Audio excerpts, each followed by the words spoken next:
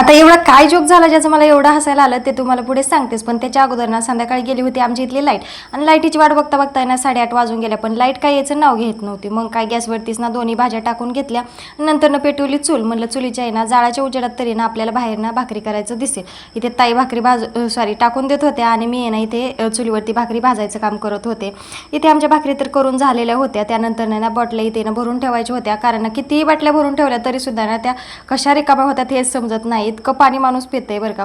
त्यानंतर नाही ते ना ठेचा केलेला होता तर तो रगडायचा राहिलेला होता, तर ते मी रगडून घेतलं. नंतर नाही ना आमच्या घरात सगळ्यांना जवळपास ना जर आलेले आहेत तोंडाला, तर आता खुशाल मिस्त्री लागत बसलं तर किती अवघड आहे.